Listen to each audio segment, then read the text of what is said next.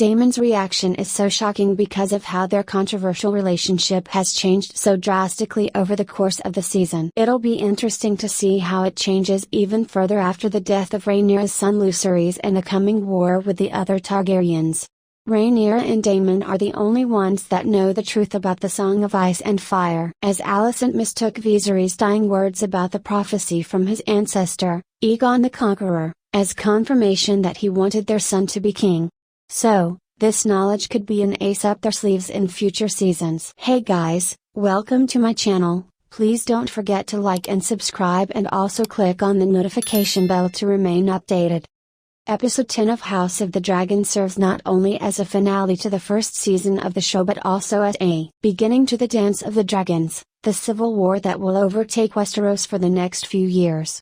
In the tragic war to come, family will turn on family, and in the end, the world will have fewer Targaryens and fewer dragons.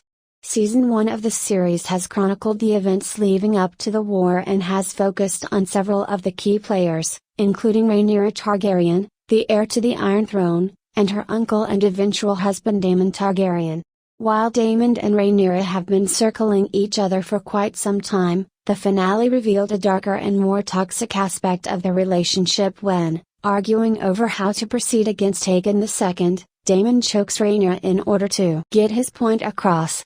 Since his first introduction, Daemon has always been associated with chaotic energy.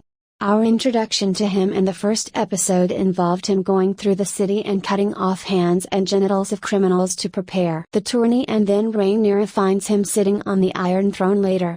We then see him during the tourney violently beating up competitors. He wages war on the Stepstones, and after the war drags on too long, he charges into battle to either die or come out as the victor. He steals a dragon egg and claims Dragonstone despite Rhaenyra being named heir to the Iron Throne. He slices off Vaemond's head in the throne room for insulting Rhaenyra and her sons. While he's not always violent, and we have seen Daemon's softer side, he has always been an agent of chaos. And when he learns of his brother's death, his first question is, how did he die? From this point on, he is convinced that Alicent and Otto Hightower killed Veeserys, and is ready to seek out revenge. Although on paper, Daemon has been Viserys' heir for all these years since Queen Aemma couldn't give birth to a son, he was never really regarded as one seriously. Whether it was because Otto was whispering in his ear or his own belief that his brother was not ready to be the heir, Viserys' decision to name his daughter as heir must have stung. This is made worse in the finale when Rhaenyra mentions the Song of Ice and Fire prophecy, and it's revealed that Viserys never told Daemon about the prophecy. The scenes leading up to when Daemon chokes Rhaenyra show that the two characters are approaching the problem of the coup from two different angles. Daemon is eager for revenge and ready to attack King's Landing, while Rhaenyra is more cautious, and when she meets Otto on the bridge at Dragonstone, it seems like she is considering their offer for a brief moment. When Otto delivers the page from a book that Rhaenyra tore in the first episode, showing Queen Nymeria of the Roynar, it's a message that Alicent has not forgotten their past.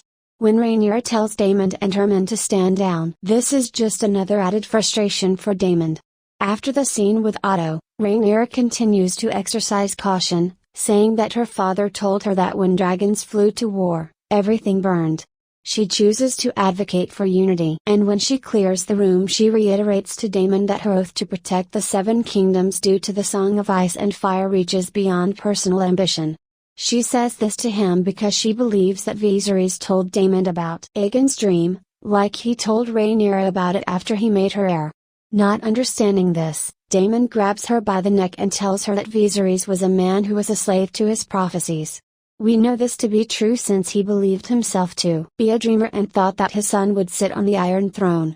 This led him to push his wife to continue pregnancy, order her baby to be cut out of her, and hesitate about Rhaenyra as his heir.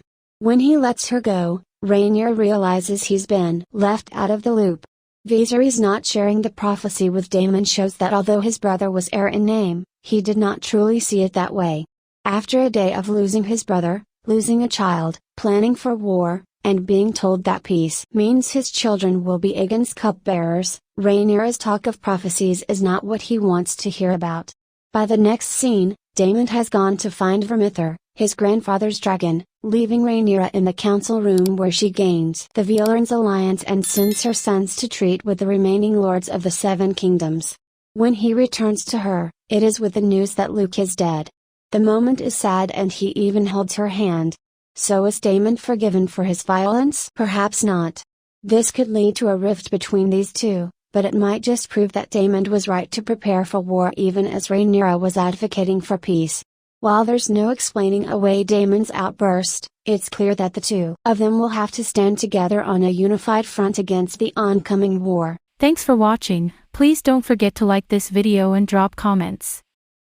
And most importantly, don't forget to subscribe and hit the notification bell so you don't miss anything.